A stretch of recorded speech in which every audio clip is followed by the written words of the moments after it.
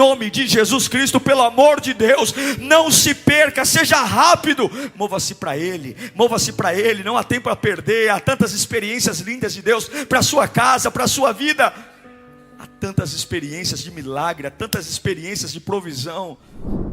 Eu vou ler um texto para você, um texto triste da Bíblia. Você sabe que o livro de Cantares de Salomão, ele é um livro de um romance entre o Salomão, o rei Salomão, e a Sulamita, que era uma camponesa que ele se apaixonou. O livro de Cantares de Salomão é uma história de amor, que teve um episódio triste, exatamente pela sonsidão e pela lerdeza da Sulamita. Salomão representa Deus, a Sulamita representa a igreja. É a relação de Deus com a igreja. Então vamos aprender algumas coisas. Abra sua Bíblia no livro de Cânticos, Cantares de Salomão, capítulo 5, verso 2.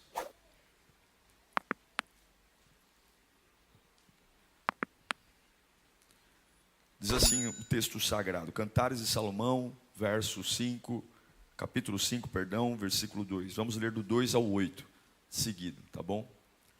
Eu estava quase dormindo, palavras da Sulamita, mas o meu coração estava acordado.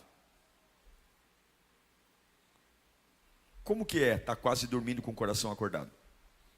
Cochilando, certo? O meu amado está batendo. E o amado dizia: abra minha porta, minha irmã, minha querida, minha pomba, minha mulher ideal, pois a minha cabeça está encharcada de orvalho. Ele está do lado de fora da casa, batendo na porta. Se o orvalho está caindo, que hora que o orvalho cai? Madrugada. Meu cabelo da umidade da noite.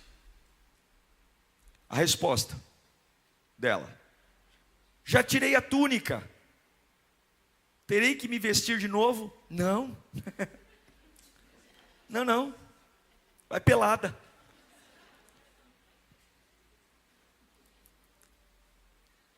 É a gente.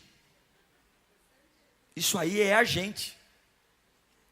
Já lavei os pés, terei que sujá-los de novo? Não, deixe ele lá fora.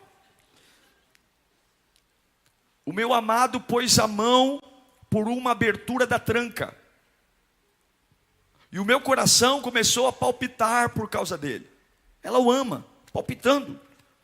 Levantei-me para abrir a porta, minhas mãos destilavam mirra, óleo, meus dedos vertiam mirra na maçaneta da tranca. Eu abri, mas o meu amado se fora. O meu amado já havia partido. Quase desmaiei de tristeza. Procurei-o, mas não encontrei. Eu o chamei, mas ele não respondeu. As sentinelas me encontraram enquanto fazia uma ronda na cidade. Bateram-me, feriram-me e tomaram o meu manto. As sentinelas dos muros. Ó mulheres de Jerusalém, eu as faço jurar, se encontrarem o meu amado, que dirão a ele? Digam-lhe que estou doente de amor. Vamos orar. É a tua palavra, Senhor. Ela tem poder. Ela tem poder, Senhor. Ela tem poder de mudar tudo dentro de mim, Senhor. Ela tem o poder de tirar da minha mente todas as amarras, Pai. Ô Senhor, nos liberta, Senhor. Nós somos teimosos. Nós somos cabeça dura, Pai. Nos ajude, Senhor, a não estragar a nossa vida, meu Pai. Nos ajude, Senhor, a não sermos dominados por aquilo que nos mata. Que a Tua voz alcance as áreas mais sensíveis da minha vida. Que a Tua voz me liberte, Pai. Liberte de mim mesmo. Me traga luz, me traga paz. Oh, doce presença de Jesus, eu te imploro, fala conosco, Pai, em nome do teu Filho amado Jesus. É um caso de amor, é um caso de afeto, mas é muito triste quando você vê que esse caso de amor e de afeto termina com a sulamita, que agora sai em busca do amado, que já foi embora porque cansou de esperar, na mão de guardas da cidade, e ela dizendo: me espancaram, me feriram, tiraram o meu manto. Ela está dizendo: me destruíram, me machucaram. E ela diz: se vocês verem ele por aí, diga que eu estou doente, eu estou doente de amor. O nosso problema não é falta de palavra, o nosso problema é lerdeza. O nosso problema não é falta de pregação. Nenhuma geração teve tanta Bíblia como a nossa. Nenhuma geração teve tanto acesso à Bíblia como a nossa. É Bíblia em todas as linguagens possíveis. É culto online, é pregação para todo gosto. É o YouTube o dia inteiro se deixar pregando. Nós não temos problema com informação. O nosso problema é a lerdeza. A gente demora demais para fazer o que tem que ser feito. E se você e eu não abrirmos a porta para Jesus, nós vamos cair na mão dos guardas da noite. Se nós não abrirmos a porta para o nosso amado, nós vamos ser feridos pelos guardas da noite. O que acontece aqui com essa mulher? Ela ama. O problema dela não é amor. Ela ama o seu amado. Lá em Cantares 1,16, ela faz uma declaração de amor. Ela fala: como você é belo, meu amado. Essa mesma mulher que não abriu a porta: ah, como é encantador, verdejante é o nosso leito.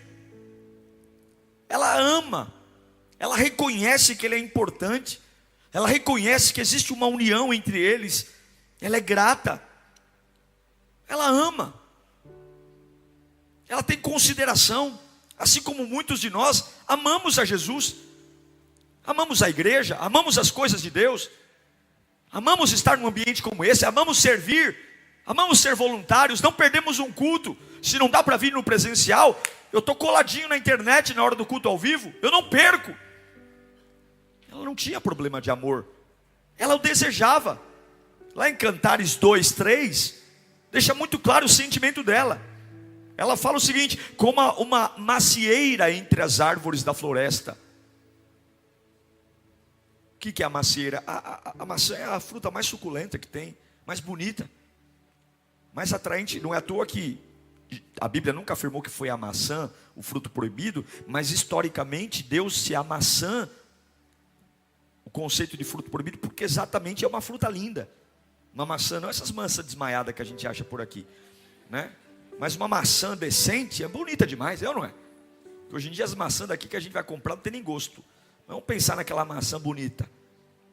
É uma fruta maravilhosa. E ela fala: como a macieira entre as árvores da floresta, é o meu amado entre os jovens. Tenho prazer em sentar-me à sua sombra, e o seu fruto é doce ao meu paladar. Ela o deseja. Ela não tem problema de desejo. Ela ama estar na presença do amado. Ela ama contemplá-lo. Ela ama estar perto dele, porque ela sabe que ele traz conforto. Ela fala: o seu paladar é maravilhoso, a sua voz é linda. Eu amo a atmosfera. Ela está falando o seguinte: eu adoro estar numa atmosfera de louvor, de adoração. Eu adoro ouvir sermões, eu adoro estar perto dele. E ela era dele, ela não era de outro, ela era dele. Lá em Cantares 2,16, na parte A, diz: o meu amado é meu, ele é meu. Eu não tenho dúvida que eu sou uma cristã. Eu não tenho dúvida. Eu me batizei. Eu entreguei minha vida para Jesus. Eu não tenho problema. Não tenho vergonha. Ele é meu. Eu tenho uma consciência que a gente tem uma aliança. Eu vou morrer cristã. Eu não vou largar Jesus. Eu não vou largar a igreja. E é um amor, uma admiração, uma aliança, que ela não desejava ficar longe dele, muito pelo contrário. O texto diz que ela dormia, mas o coração dela estava aceso, ela estava cochilando, porque ela sabia que a qualquer momento ele podia chegar. Eu me lembro uma vez que eu fui pregar no Rio Grande do Sul, e eles marcaram o meu voo para 6 horas da manhã, só que da onde eu estava para o hotel até o voo eram 3 horas de viagem, ou seja, eles foram me levar para o aeroporto, era 1h30 da madrugada, 3 da madrugada, e ali foram 2 irmãos me levar no carro, e enfim, e eu estava conversando com eles, mas eu estava muito cansado, estava com muito sono. E aí o que acontecia? Eu dormia, só que quando eu acordava pro cochilo, eu estava conversando com eles. E algumas vezes eu me peguei conversando, falando assim, eu gosto de comer camarão na moranga. E eles falando outra coisa comigo. E aí uma conversa de maluco mesmo, porque eu pegava no sono e eu começava a falar coisa aleatória, nada a ver. E quando eu cheguei no aeroporto, eu despertei, porque eu tinha que pegar minha mala. E aí eu caí a ficha, falei, meu Deus, eu dormi. E eu vim o tempo todo conversando. Eu falei, por que vocês não ou me deixaram dormir, ou não me acordaram? Ah, pastor, o que o senhor estava falando, a gente ficou com vergonha. Mas que conversa de bêbado é essa, gente? Porque quando você está cochilando, você não está em si. É ou não é? É mais ou menos o que acontece com ela. Ela está esperando, mas ela não está bem da cabeça. Ela não está bem do raciocínio. Só que ela não é uma má pessoa. Ela deseja. Lá em Cantares 2:17, olha um depoimento dela. Volte, meu amado, antes que rompa o dia e fujam as sombras.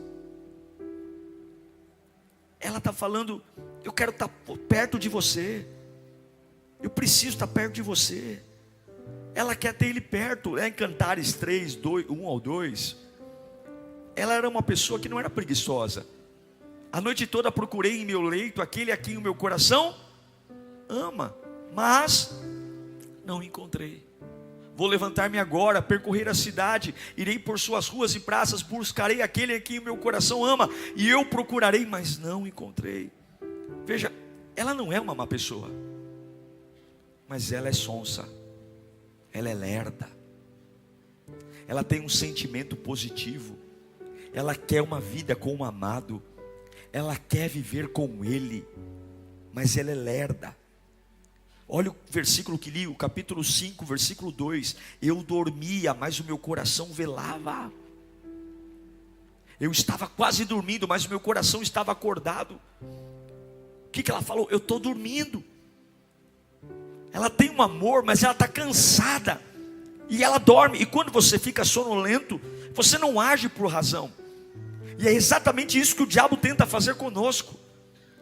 Manter-nos perto de Cristo e fazer a espera nos cansar, fazer a espera nos deixar bocejando, a espera tirar de nós a vitalidade. Desculpa, o que foi que você falou mesmo? Desculpa, eu estou um pouco distraído. O que foi que você está falando mesmo? É aquela pessoa que está assistindo um filme no sofá e de repente começa a pescar e parou. O que foi mesmo? Porque o diabo não tem a necessidade e a vontade de te matar. Ele só quer romper o seu relacionamento com Deus. Ela está dormindo e o coração dela velava. O que isso significa? Ela não consegue vigiar e orar porque ela está com sono. Há algo que a cansou. E eu vou dizer para você que a maioria das coisas que nos cansam é a espera. É a espera. É aquilo que a gente acha que deveria acontecer e não acontece. É aquela necessidade por vencer. É criar ambientes automáticos. Isso implica dizer que nós cristãos amamos Jesus, desejamos Jesus, temos prazer de estar na igreja, mas estamos sonsos e lerdos por conta do sono. Temos orações bem elaboradas que chamam a atenção, somos voluntários irrepreensíveis, cheios de palavras bonitas, mas sem essência, porque estamos cheios de sono. Cheios de sono, não faltamos na escala, estamos aqui, mas na hora de abrir a porta, a gente começa a fazer pergunta idiota. Mas eu terei que me vestir para abrir a porta? Mas eu tenho que abrir mão do pecado mesmo? Mas eu tenho que me santificar mesmo? Mas eu tenho que colocar calçado mesmo? Mas será que não é muita coisa? Será? Porque santidade não está na moda. Escuta aqui, santidade não dá ibope. O que dá ibope é louvor, é música. O que dá ibope é se envolver com a administração da igreja. O que dá ibope é carregar a cara de crente. Santidade não está em moda. A moda é fazer o que você quer fazer, mas carregar uma cara de cristão. A moda é ter a vida que você tem vontade, fazer as coisas do jeito. Porque quando Jesus realmente bate a porta, a gente fica assim, mas peraí, eu tenho que me vestir agora? Será que precisa de tudo isso? Será que não está bom a vida do jeito que eu estou fazendo? Será que não está bom? E a gente se sente até orgulhoso, dizer, mas eu já faço muita coisa. Gente, o amado disse, abra a porta, deixa eu entrar. O orvalho está caindo na minha cabeça. O que ele está falando? Eu estou numa situação incômoda, eu estou do lado de fora, por favor. O amado quer tanto entrar que ele coloca a mão entre a fresta da porta. E a Bíblia diz que ela olha para a mão do amado e o coração dela bate mais forte. Ela o ama, mas existe uma lerdeza. E eu pergunto para mim e para você, quais são as áreas da nossa vida que estão nos impedindo de abrir a porta para Deus no tempo certo? A gente está brincando com o que, gente? A gente está brincando com o que? Os guardas da noite estão aí. Ela tomou uma surra, ela foi envergonhada, ela apanhou, porque ela fez a coisa certa, no tempo errado. Quando ela teve coragem de dizer, venha, entre, já era tarde demais. E o que é interessante, é que ela não deixou de ouvir o amado. Porque uma coisa é falar assim, não pastor, eu erro, porque eu não ouço a Deus, eu não tenho pregação. Essa moça aqui não era ignorante. A Bíblia diz que Deus não leva em conta o tempo da ignorância. A Bíblia diz que se você tomar um veneno sem saber que é veneno, o veneno não vai surtir efeito. Porque Deus nunca vai cobrar de mim uma informação que eu não tenha. Só que essa mocinha aqui, de Cantares 6, ela não era uma ignorante, porque ela está ouvindo a voz do amado dela, como você está ouvindo aqui hoje. E ele está dizendo, abra agora, deixa eu entrar. Só que para alguns, Jesus entrar nessa fase não é confortável. Para Jesus entrar hoje não é prazeroso, porque eu estou envolvido por um prazer pessoal. Eu estou envolvido pelo pecado, eu estou envolvido pela minha carne. Me entregar mais para Jesus hoje, mas o que eu vou fazer com aquilo que eu amo fazer? Eu vou ter trabalho. O que eu vou dizer para os meus amigos, para as minhas amigas? O que eu vou dizer para a vida? Pera, Jesus, aguenta um pouco. Eu vou ter que lavar o pé, eu vou ter que sujar o pé, eu vou ter que pôr o vestido. É isso. Porque ela se sentia confortável e não queria mudar de posição. O problema da nossa vida cristã hoje não é falta de amor a Deus, não é falta de informação, não é falta de vontade de estar na igreja, não é falta de vontade de ouvir um sermão. A gente é muito bom em tudo isso. O nosso problema é com o nosso conforto. A gente não quer mudar de posição. A gente não quer fazer as coisas no tempo certo. A gente não quer ter trabalho. A maioria dos cristãos hoje se sentem confortáveis e seguros fazendo aquilo que lhe dá na cabeça, fazendo aquilo que querem fazer, do meu jeito, da minha forma. Mas Deus não é otário, Deus não é trouxa. A Bíblia diz que a paciência de Deus tem um limite, gente. Aquele homem não ficou batendo na porta a madrugada inteira. Já estou indo. Começou a ouvir as perguntas idiotas. O que ele fez? Foi embora. Que conversa é essa? Acaso eu terei que sujar os pés? Acaso eu... Gente, onde há muita desculpa, por trás de muitas desculpas, existe má vontade. Porque quem quer fazer não dá desculpa, quem quer fazer faz. Quem quer fazer não conta história. Quem quer fazer não conta história. Todo bom falador, por trás de um bom falador há um grande preguiçoso. Por trás de um grande falador há um sonso. Porque a Bíblia diz que a árvore é reconhecida pelo fruto e não pela conversa. Quando a mulher começou a dizer: não, não, não, mas eu vou ter que me vestir, mas eu vou ter que lavar o pé. O que ele fez? Ele respondeu para ela: não, vou embora. É do seu jeito, é da sua forma. Então você tem domínio sobre a sua vida. Você sabe, a porta vai ser aberta no seu tempo. Você vai se batizar quando você quiser. É quando você sentir. Você vai consertar a sua vida quando você sentir. Então eu vou embora. Responsabilidade é sua. Eu vim, bati, e eu vou dizer para você: a paciência de Deus tem limite. Limite. Em Judas capítulo 1, versículo 12. A Bíblia diz: esses homens são rochas submersas nas festas de fraternidade que vocês fazem, comendo com vocês de maneira desonrosa. São pastores que só cuidam de si mesmos. São nuvens sem água, impelidas pelo vento. Árvores de outono sem frutos, 2 vezes mortas, arrancadas pela raiz. O que Judas está falando? Não há compromisso com Deus, há compromisso consigo mesmo. O grande problema dessa mulher era que ela queria benefício próprio. Eu acho lindo o texto que quando ela vê a mão do amado entre a porta, a Bíblia diz que o coração dela bate mais forte. Ou seja, está claro que essa mulher amava. Ela se quebranta. Só que ela, em primeiro lugar, ela tem a mão cheia de óleo. Óleo.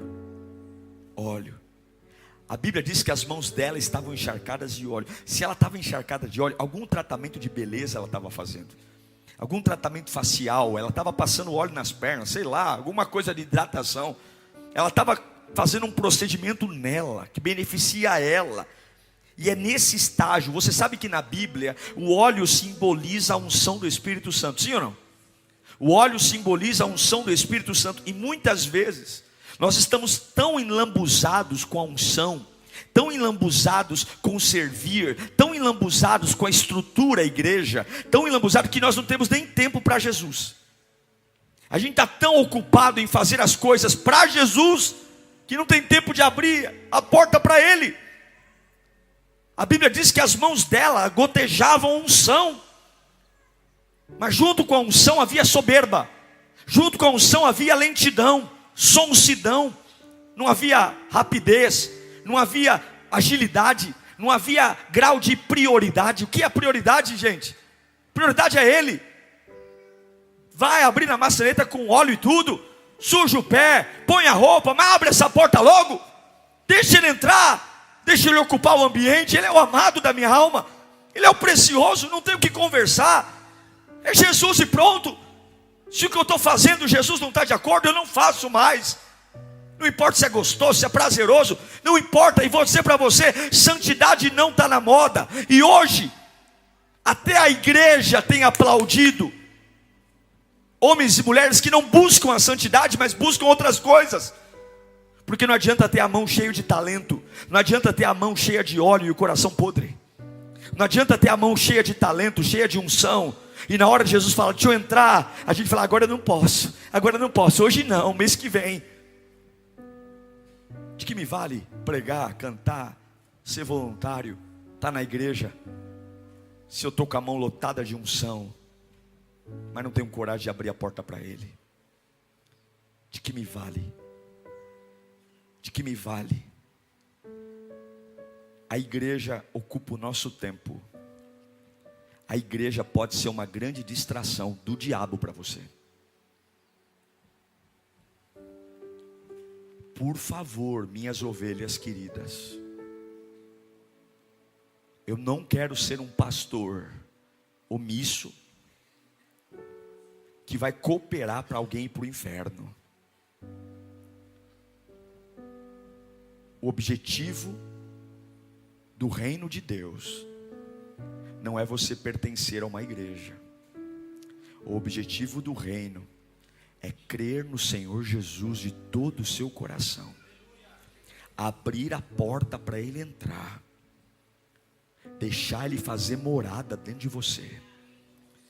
É por isso que nós estamos aqui. Igreja não salva ninguém, voluntariado não salva ninguém, escala não salva ninguém. É Jesus. por favor, não encha as tuas mãos de óleo e seja incapaz de abrir a porta para ele entrar.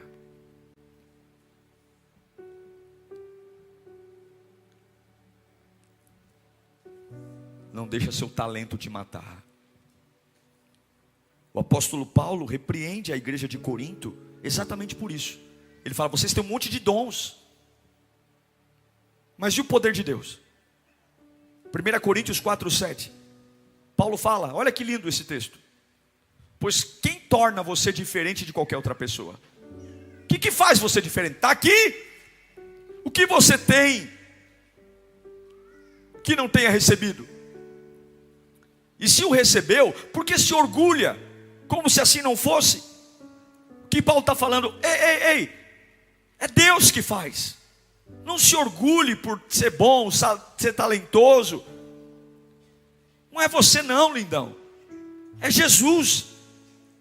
Só que aqui, irmãos, há um arrependimento. Só que esse arrependimento é atrasado. Ela está arrependida, ela sai de casa desesperada.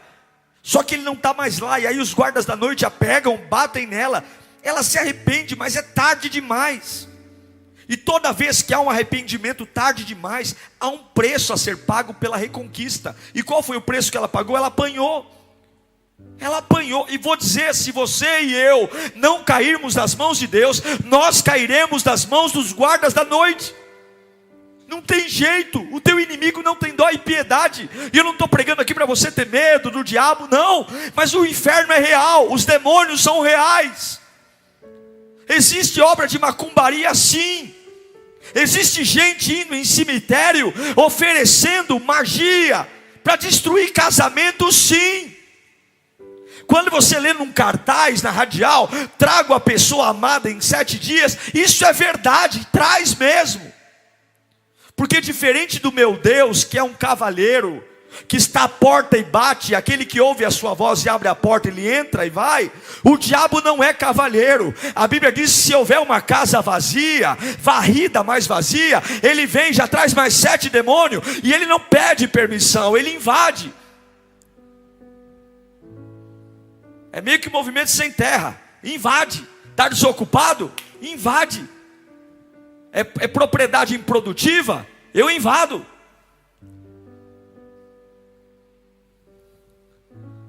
E a gente está brincando de encher a mão de óleo. E cadê a santidade? E cadê quebrar o conforto? E cadê a fidelidade a Deus? Ah, o diabo criou uma cortina, pastor, eu estou protegido. Ninguém sabe. Ninguém vai saber. Vai. Se tem uma coisa que o diabo tem, é o ódio de você. Por favor, mova-se rápido. Meu irmão, mova-se rápido. Mova-se rápido para a gente não sofrer as consequências. Mova-se rápido. Mova-se rápido. Quando aquela mulher diz assim, ó: eu estou enferma de amor. Esse amor aqui, gente, não é o amor de 1 Coríntios 3:7. Coloca para mim 1 Coríntios 3:7. 1 Coríntios 3:7.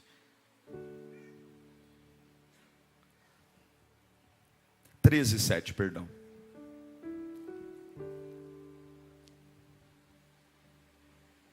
Aqui está falando do amor, tá bom? Capítulo 13 de Coríntios fala do amor.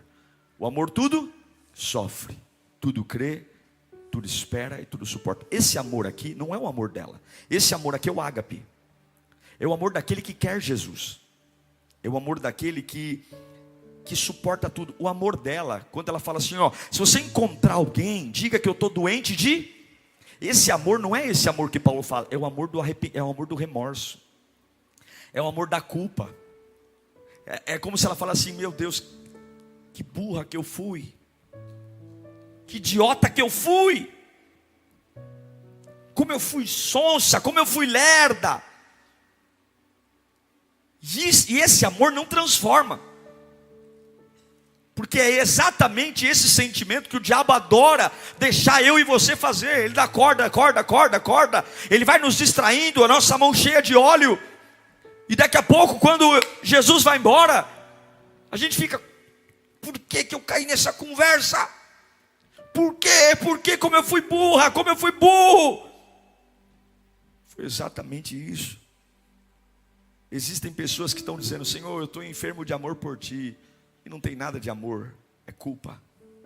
Tem nada de amor, tem nada. Mas eu quero terminar essa palavra dizendo que houve uma restauração para essa mulher. Ela foi sonsa, ela foi lerda. E eu posso ser sonso e lerdo amando Jesus. Eu posso ser sonso e lerdo dentro da igreja. Eu posso ser sonso e lerdo cantando. Eu posso ser sonso e lerdo ouvindo os sermões. Porque ela amava, ela o desejava, o coração dela palpitava, mas ela não queria abrir mão do conforto. Você está disposto a abrir mão do seu conforto por Jesus? Quando você é pai e mãe, e quando você é pai e mãe de verdade, a sua rotina é modificada por conta do seu filho. Você muda o seu jeito de dormir, os seus horários, a forma como você lida com o seu dinheiro. Antes, quando nós não tínhamos filhos, a gente pensava mais em nós. Agora, qualquer dinheirinho que sobra, a gente pensa em dar algo aos nossos filhos.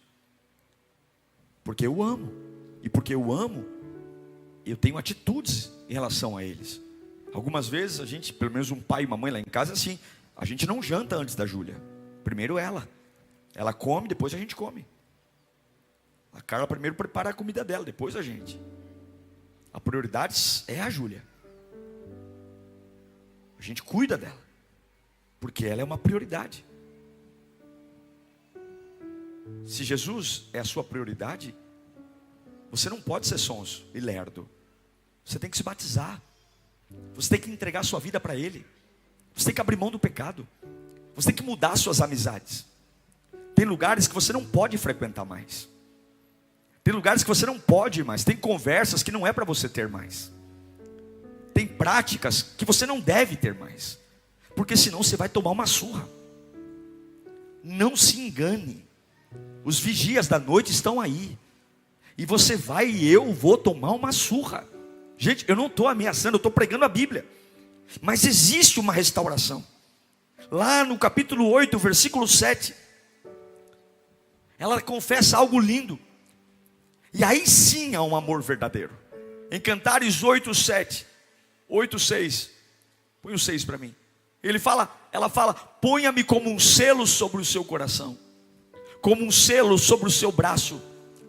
Aí ela vai dizer: não o amor da culpa, não o amor de proferir alguma coisa, depois tomar uma surra dos guardas, mas de digerir isso e mudar a minha vida. Porque o amor é tão forte quanto a morte, e o ciúme é tão inflexível quanto a sepultura. As suas brasas são como fogo ardente, são como labaredas do Senhor. Nem as muitas águas conseguem apagar o amor. Os rios não conseguem levá-lo na correnteza. E se alguém oferecesse todas as riquezas da sua casa para adquirir o amor, seria totalmente desprezado. O que ela está falando? Eu estou a partir de agora, meu amado, colocando você como prioridade da minha vida. O ciúme é inflexível. O que ela está falando? Eu sou só tua. Esse amor que eu tenho por você é mais forte do que a morte. As muitas águas simbolizam as correntezas da vida. Aquilo que a vida puxa. Nem as muitas águas poderão apagar esse amor.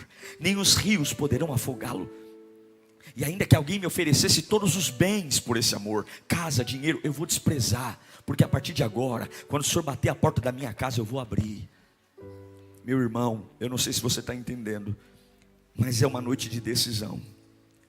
É uma noite de você entender que você precisa correr para Ele para ontem. Pare de ser sonso, pare de ser lerdo, pare de pensar, pare de ser morno. Rompa com tudo aquilo que te deixa confortável. Entregue sua vida a Jesus. Ele tem um caminho para você. Abra a porta para Ele hoje. Diga: Senhor, minha vida está bagunçada, mas entra. Jesus, eu fiz muita bobagem ao longo do tempo, mas entra. Jesus, eu realmente me precipitei, mas eu não estou apenas querendo fazer uma garganta, eu estou doente de amor. Não, Senhor, eu quero esse amor que é mais forte do que a morte, que é mais duro do que a sepultura, esse amor que as muitas águas não podem afogá-lo, nem os rios, e esse amor que pode me oferecer tudo, pode me oferecer sexo, pode me oferecer dinheiro, pode me oferecer companhia, pode me oferecer o status. Esse amor que eu tenho por Ti, Senhor, ainda que me ofereçam todos os bens desse mundo, por nada eu vou trocar. Senhor, eu amo o Senhor mais do que o meu ministério, eu amo o Senhor mais do que os meus compromissos na Lírio, eu amo o Senhor mais do que qualquer outra reputação, eu amo o Senhor mais do que um culto, eu amo o Senhor, e o Senhor sempre pode bater a porta da minha casa e eu vou entrar. Eu nunca vou dormir, eu não vou cochilar por cansaço, porque aqueles que esperam no Senhor, eles não dormem. A Bíblia diz que aqueles que esperam no Senhor renovarão as suas forças. Sabe por que ela cochilou na espera? Porque ela não esperou no Senhor. Ela estava ocupada com óleo, ela estava ocupada em hidratar a perna, ela estava ocupada em cuidar das unhas, ela estava ocupada em cuidar dos afazeres. E quando o amado bateu na porta, Jesus não era prioridade. Em nome de Jesus Cristo, pelo amor de Deus, não se perca, seja rápido, mova-se para Ele, não há tempo a perder. Há tantas experiências lindas de Deus para a sua casa, para a sua vida, há tantas experiências de milagre, há tantas experiências de provisão. Eu queria que você curvasse a sua cabeça nesse instante. Jesus está batendo a porta, irmãos, e não adianta você falar que o ama, que Ele é tudo para você, e você deixa Ele do lado de fora. Somos boca suja, levianos, impuros, corruptos, mentirosos, obscenos, maldosos. A lascívia e a luxúria no nosso coração, os desejos da carne nos dominando. E o pior de tudo, a gente não tem nem vergonha, não fica nem vermelho,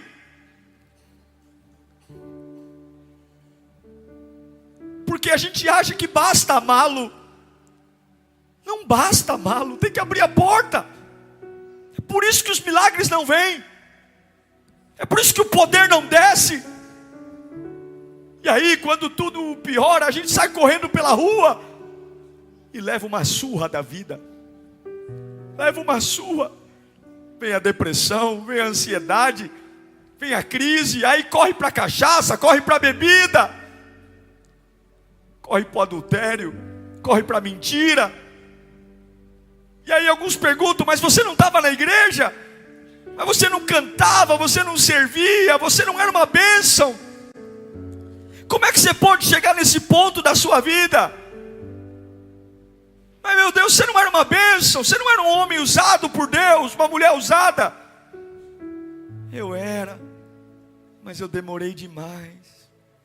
Eu amava estar lá, não faltava na minha escala, não faltava. Meu pastor contava comigo, meu líder contava comigo. Olha, eu era um dizimista. Olha, na hora do louvor meu olho enchia de lágrima. Na hora da palavra, olha que coisa maravilhosa. Mas e Jesus? Ah, Jesus, calma, está cedo. Vamos devagar. Eu vou mudando aos pouquinhos. Aos pouquinhos tudo vai dar certo. Que aos pouquinhos o quê? Que aos pouquinhos o quê? Tem que ser rápido. Tem que dizer para o diabo agora, saia. Tem que dizer agora, demônio, você não vai tocar na minha vida mais. Tem que assumir o controle, dizer, boca, você não fala mais palavrão. Pensamentos malignos, vocês não vão estar. E eu vou clamar o sangue de Jesus toda vez que você surgir na minha cabeça. Eu não aceito pensar isso, eu não aceito pensar isso. Vontades,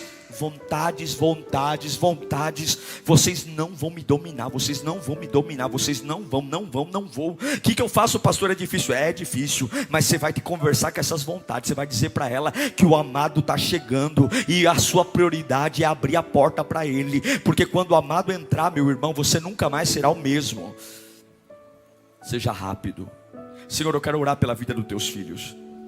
Que seja uma noite de concerto, que seja uma noite de avivamento, que seja uma noite de poder.